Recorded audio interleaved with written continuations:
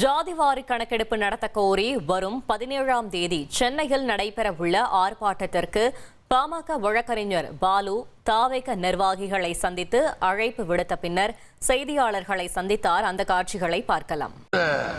இந்த சந்திப்பை பொறுத்தவரையில் தாவேக இயக்கம் ஆரம்பித்த முதல் மாநாட்டிலிருந்தே சாதிவாரி கணக்கெடுப்பை நடத்த வேண்டும் என்று அழுத்தம் திருத்தமாக சொல்லக்கூடிய அமைப்பாக இது இருக்கிறது.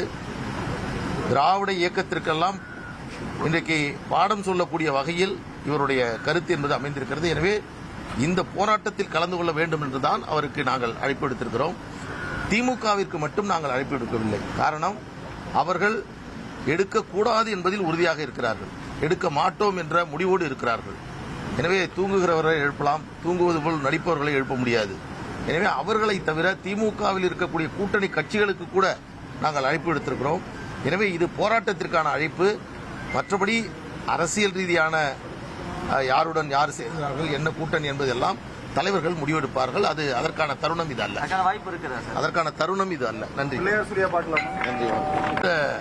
இந்த சந்திப்பை பொறுத்தவரையில் தாவேக இயக்கம் ஆரம்பித்த முதல் மாநாட்டிலிருந்தே சாதிவாரி கணக்கெடுப்பை நடத்த வேண்டும் என்று அழுத்தம் திருத்தமாக சொல்லக்கூடிய அமைப்பு.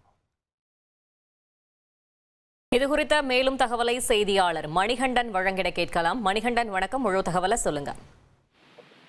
வரும் 17ஆம் தேதி தமிழ்நாடு முழுவதும் மாவட்ட தலைநகரங்களில் பாட்டாளி மக்கள் கட்சி சார்பில் சமூக நீதி பேரவையின் சார்பிலும் சாதிவாரி கணக்கெடுப்பு எடுக்க வேண்டும் என்பதை வலியுறுத்தி போராட்டம் நடைபெற இருக்கிறது. சென்னையில அன்புமணி ராமதாஸ் தலைமையில் இந்த போராட்டம் நடைபெற இருக்கிறது. இதற்காக பாட்டாளி மக்கள் கட்சியுடைய முக்கிய தலைவர்கள் திமுகவை தவிர்த்து திமுக கூட்டணி கட்சிகள் உட்பட தமிழ்நாட்டு முழுவதும் இருக்கக்கூடிய கட்சிகளிடம் அழைப்பு கடிதத்தை கொடுத்து வருகின்றனர். அந்த அடிப்படையில தமிழக வெற்றி கழகத்திற்கான அழைப்பு கொடுப்பதற்காக சமூக நீதி பேரவையுடைய செயலாளரும் அதே போல பாட்டாளி மக்கள் கட்சி வழக்கறிஞர் பாலு நேரடியாக பணியாற்றக்கூடிய இருக்கக்கூடிய கட்சி தலைமை அலுவலகத்திற்கு வந்து அந்த அழைப்பு கடிதத்தை கட்சியுடைய பொதுச் செயலாளர் ஆனந்த், கட்சியுடைய நிர்வாக குழு தலைமை ஒருங்கிணைப்பாளர் செங்கோட்டையன், தேர்தல் மேலாண்மை பொதுச் செயலாளர் உள்ளிட்ட முக்கிய நிர்வாகிகளிடம் அளித்தார். அதற்கு பிறகு செய்தியாளர்களை சந்திக்கும் போது கட்சியுடைய முக்கிய கொள்கைகள்ல இந்த சமூக நீதி, இந்த சாதிவாரி கணக்கெடுப்பு என்பது குறித்து தமிழக வெற்றி கழகம் தீர்க்கமான ஒரு கருத்தை வைத்திருக்கிறது.